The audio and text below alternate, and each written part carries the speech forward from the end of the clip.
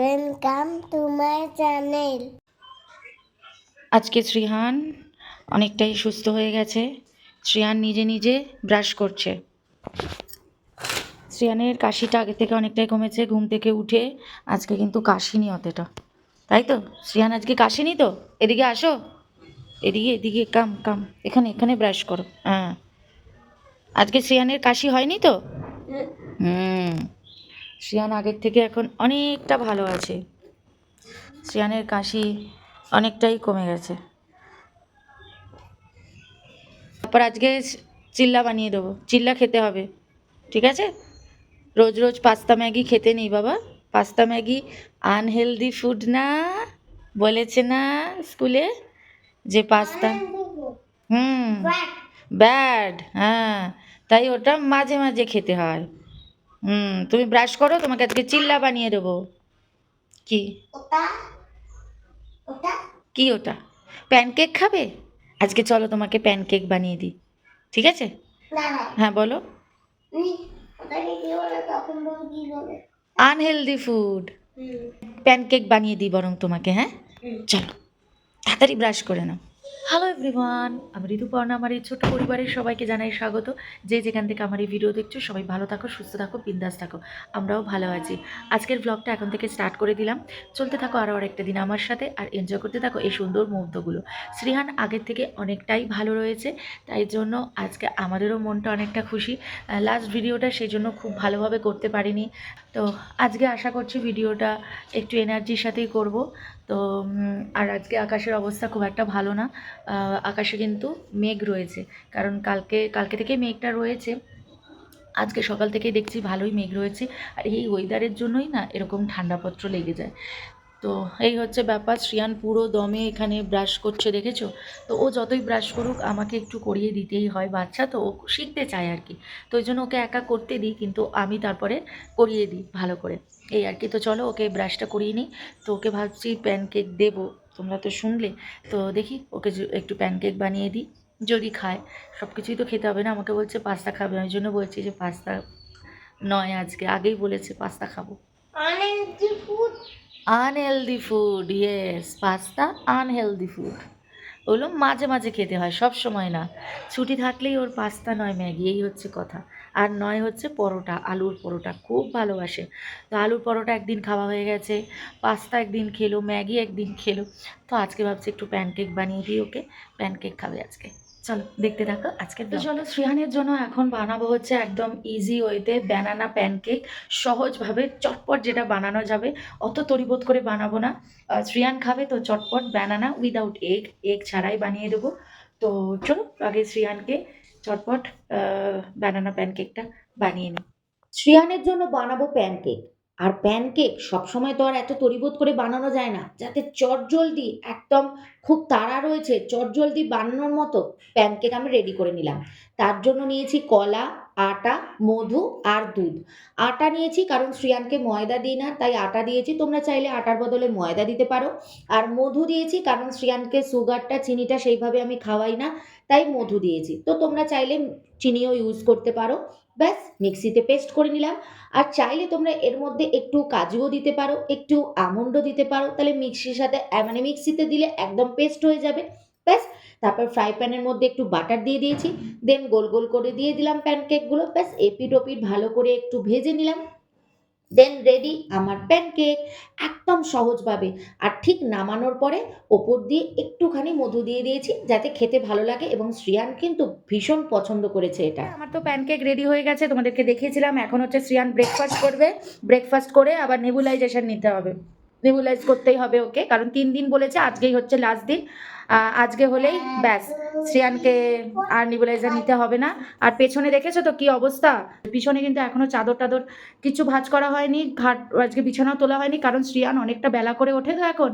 তো ওই জন্য কি হয়, বিছানাটা গোছাতে পারি না, মানে দেরি করে ঘুম থেকে ওঠে। তো ওই জন্য কি হয়, ওঠার পরে না সাথে সাথে আর বিছানা গোছাই না, কারণ ওকে ব্রেকফাস্টটা দিই, কারণ অনেকটা বেলা হয়ে যায়। তাই বিছানা গোছানো হয়নি, ওকে ব্রেকফাস্টটা করিয়ে নিই, করিয়ে নিয়ে তারপর ধীরে সুস্থে বিছানাটা গোছাবো। আর শ্রিয়ান এখন অনেকটা ভালো আছে, ভীষণ ভালো লাগছে তার জন্য। একটু একটু কাশি রয়েছে, ওটা কমে যাবে আস্তে আস্তে, যেটা ভয় পাচ্ছিলাম, কারণ ডাক্তার বুধবার অবধি বলেছে দেখতে, যে বুধবার অবধি দেখতে বলেছে, যে যদি কাশিটা না কমে তাহলে যেতে, বাট কাশিটা অনেকটা আগের থেকে কমে গেছে, এটাই বেশ আনন্দের। তো চলো শ্রেয়ানকে ব্রেকফাস্টটা করিয়ে নিয়ে বিছানাপত্র গোছাবো।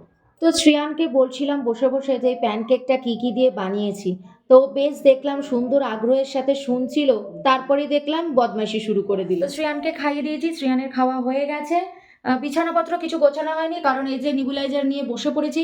শ্রেয়ানকে এখন নিবুলাইজার দিতে হবে, নিবুলাইজার দেবো দিয়ে, কারণ যেহেতু ডক্টর 3 দিন বলেছে, তো আজই হচ্ছে 3 দিন। তো আজকে সকাল রাত দুবেলা দিলে কমপ্লিট হয়ে যাবে, আর দিতে হবে না। তো এই নিবুলাইজারটা এখন দেব, দিয়ে তারপরে দেওয়া হয়ে গেলে ওকে ওষুধ খাওয়াবো, তারপরে হচ্ছে বিছানাপত্র গোছাবো। তো এই যে দেখেছো নিবুলাইজার দিচ্ছে, দেখো এখন ওনার নিজের দিতে এখন মজা লাগে, মানে সবেতেই ওর দুষ্টুমি খুঁজে পায় না, ওটাকে নিজেই নাকে পড়ে নেবে, নিজেই নিবুলাইজার নেবে। এখন প্রথম 2 দিন একটু শরীরটা খারাপ ছিল বলে না কিছু করেনি, এবার এখন তো শরীর ঠিক হয়ে গেছে, বাট এই যে নিচ্ছে দেখেছো, কোনো ব্যাপারই না, ভীষণ মজা পাচ্ছে ও, অনেক কারুকার্য করে ওটাকে নিয়ে। আবার ওই যে দেখো সবেতেই দুষ্টুমি, সবেতেই খেলা খুঁজে পায় ও। তো অবশেষে কিন্তু আমার বিছানাপত্র সমস্ত গোছানো হলো, দেখো একদম চাদর টান টান করেছি, বিছানা গুছিয়ে নিয়েছি। এই ফার্স্ট টাইম মনে হয় আমি এত বেলায় মানে 11টা বেজে গেছে, এত বেলায় আমি বিছানা গোছালাম, এই ফার্স্ট টাইম মনে হচ্ছে। যাই হোক চলো, এখন রান্নাঘরে কিছু কাজ রয়েছে, মানে হচ্ছে ওই কিছু জিনিস কেনা হয়েছিল, সেগুলো টুকটাক কৌটোতে ঢালতে হবে, কারণ ওগুলো পড়ে রয়েছে বাইরে। তো ওগুলো এবার আগে ঢেলে নিই, চলো। একটু কাঁচা বাদাম কিনেছিলাম, সেটাই কৌটোতে ঢেলে রাখলাম, কারণ আমরা কিন্তু কাঁচা বাদাম মোটামুটি খাই, ছোলার সাথেও মেখে খাই, অনেক সময় কাঁচাও এমনি জলে ভিজিয়েও শুধু শুধু খাই আর কি। তারপর একটু তুর ডাল কিনেছিলাম, তুর ডালটাও ঢেলে রাখলাম, আর কিনেছিলাম অরড় ডাল না উড়ার ডাল এখানে আর কি বলে, তো সেই ডাল কিনেছিলাম। আর কিনেছিলাম মটর, ঘুগনি করে যে যে গোল গোল মটরগুলো, সেগুলো কিনেছিলাম। ব্যাস এই কটাই কৌটোয় ঢেলে রেখে দিলাম। আর হচ্ছে একটু মুগ ডাল, একটু খেজুর আর গার্বেজ ব্যাগ কিনেছিলাম। তো এগুলো আর রাখার জায়গা নেই, এগুলোকে এইভাবেই এখন বক্সে ঢুকিয়ে রেখে দেবো। তারপরে চলে এসেছি কিচেনে, এখন করব সোহমের জন্য কোয়াশের তরকারি। তো সোহমের জন্য আমি সম্পূর্ণই আলাদা রান্না করি, তো আমার কিন্তু ভীষণ ভালো লাগে এইভাবে সোহমের জন্য আলাদা রান্না করতে, কারণ ওকে তাড়াতাড়ি সুস্থ করা আমারও কর্তব্যের মধ্যে পড়ে, তাই না? হাজব্যান্ডের দেখাশোনার দায়িত্ব তো একজন স্ত্রীর ওপরও থাকে, তাই না? তো সেই জন্য আমিও চেষ্টা করছি যাতে ও অনেকটা তাড়াতাড়ি সুস্থ হয়ে ওঠে। শ্রিয়ানের খাওয়া দাওয়া কমপ্লিট হয়ে গেছে, যেহেতু ওর শরীর ভালো না, তাই ওকে একদম তাড়াতাড়ি খাইয়ে দিয়েছি। আমাদের এখনও খাওয়া হয়নি, এই খেতে বসবো আমরা, আমাদের খাওয়া হয়নি। তো শ্রিয়ান আজকে যেহেতু ভালো আছে, এই জন্য দেখেছো আগের ব্লগেই বলছিলাম না যে সারা ঘর পরিষ্কার, কোনো খেলনা ছড়ানো নেই, এই দেখো আজকেই দেখেছো গাড়ি নিয়ে বসে পড়েছে, ওই যে উনি ব্যালকনিতে গেছেন, আসছে, ওই দেখো আসছেন। এখন তুমি ভালো আছো? এখনো ভালো নেই? ও কাশি, কেশে দেখিয়ে দিলে একটু কাশি আছে, ও বলবে না ভালো এখন, যতদিন বলা যায় অসুস্থ। তো কাল থেকে কিন্তু স্কুল যেতে হবে, তুমি এখন সুস্থ হয়ে গেছো, কালকে স্কুলে যাবে। যাই হোক চলো, এই যে এখানে শ্রিয়ান খেলাধুলা করছে, আমি একটু এখানে বসে একটু আরাম করছি। সোহমের তো তরকারিটা রান্না হয়ে গেছে, চলো তোমাদেরকে বরং সোহমের তরকারিটা একবার দেখিয়ে দিই। এখন ওর তরকারি সম্পূর্ণ আলাদা রান্না করছি, কারণ একদম তেল কম দিয়ে, 1 চামচও তেল দিয়ে কিনা আমার সেটাও সন্দেহ লাগে। তো এখন তো খেতেই হবে এইভাবে, কারণ সামনে পুজো আছে, পুজোতে তো একদিন একটু মটন খেতেই হবে, তাই না?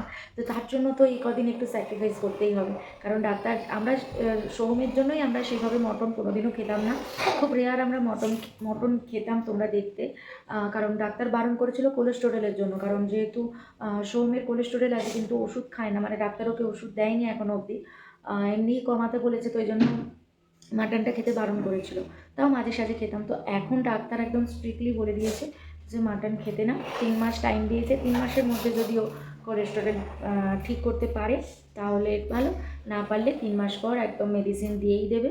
মেনে চলছি আরও বেশি, দেখা যাক কী হয়।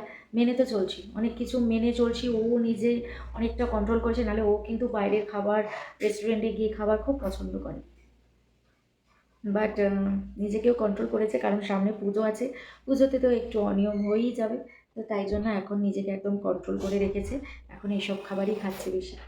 চলো এবার যাই, আমি স্নানটা সেরে আসি, স্নানটা সেরে এসে আবার খেতে বসবো, তারপর বেলা অনেক হয়েছে, বেলা হয়ে গেছে দুটো বেজে গেছে, দেখেছো? তো এই যাই, এবার স্নানটা সেরে আসি। তো এই যে সোহমের জন্য কোয়াশ রান্না করে রেখেছি, এটা হচ্ছে সোহমের কোয়াশ, এরকম দুটো বাটিতে আলাদা আলাদা করে রেখে দিয়েছি। আর এটা হচ্ছে আমাদের কোয়াশ, দেখেই বুঝতে পারছো দুটো কোয়াশের তরকারির মধ্যে অনেকটা কালারের ডিফারেন্স। আর এটা হচ্ছে কাতলা মাছ।